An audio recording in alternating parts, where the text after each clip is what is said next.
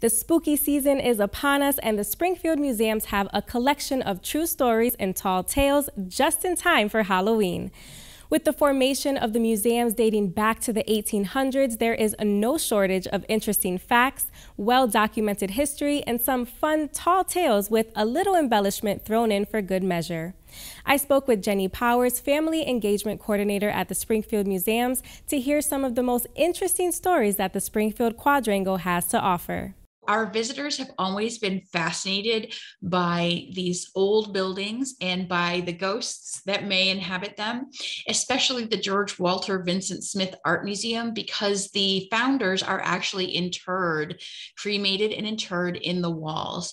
And so we've seen that a lot of other museums and attractions have had good luck with spooky stories, and we wanted to give it a try on our own. We're in a unique place where we could blend real history with these fantastic stories as well. In the Quadrangle, there are 5 different museums on campus. What are some of the interesting facts that accompany each building? Well, one of the buildings that we have on our campus isn't currently used as a museum, but it's the oldest one here. It was built in 1839, and that house belonged to someone who at one point was the oldest living person in Springfield, Elijah Blake, and he was the father of the Springfield Fire Department. He was so zealous about fighting fires that when one broke out, he would frequently go up to the roof of a neighboring house so he could shout orders down to that bucket brigade. Now, everybody loves a good ghost story, especially me during Halloween time. Share with me some of the more mysterious stories that you have heard about happening at the Springfield Quadrangle. Well, I can tell you that myself, working in the oldest building here, I do hear footsteps every single day when there's no one there. And also I sit right next to the Arts of the Islamic World Gallery. And when I have been 100% sure that I am alone in the building, I have heard voices right on the other side of the door next to me. And you, as you've mentioned, have witnessed some unnatural and different types of things happening at the Quadrangle. But I also understand that you even spent nights there with ghost hunters. Talk to me about those experiences and how was it spending the night after hours in the Springfield Museums?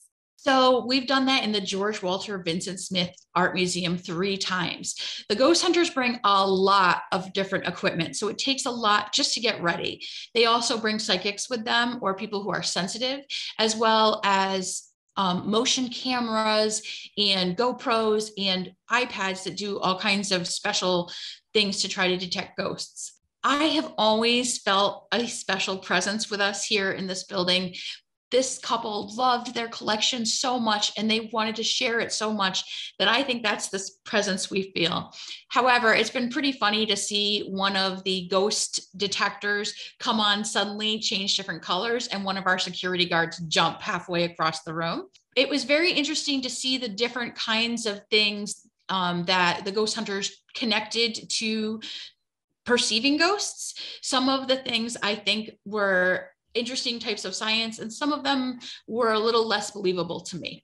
Yeah, and speaking about that little less believable, what are tales without a little bit of embellishment, some fun embellishment, right? And the fun part of this is that you have to kind of weed out the fact from fiction. And is it fiction, right? We will never know. So talk to me a little bit about some of the tall tales that are shared within some of your favorite tall tales as well. And are they even tall tales?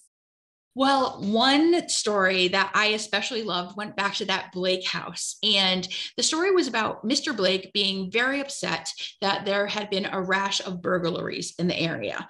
And he had all the churches ring their bells on the same day and brought all the city people down and arranged them and said, listen, enough is enough. We cannot let this go on anymore. These burglars are terrorizing our neighborhoods.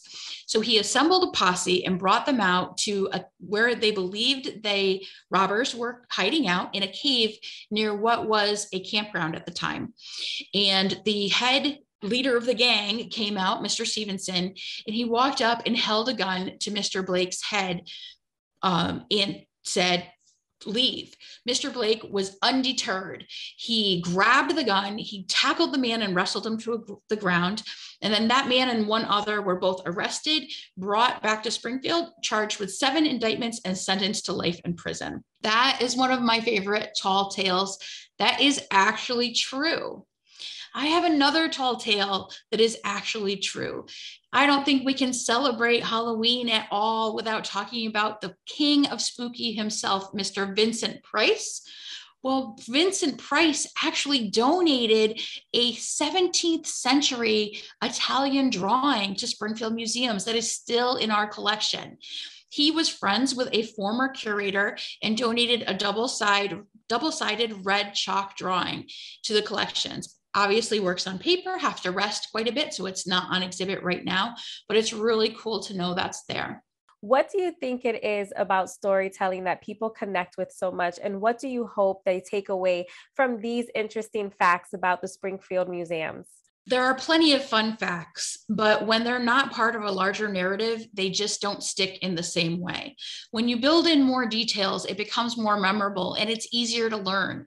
So that's why we do focus on telling a lot of different stories at the Springfield Quadrangle, whichever program it might be. As far as the program, I think this is something that just captures people's imagination.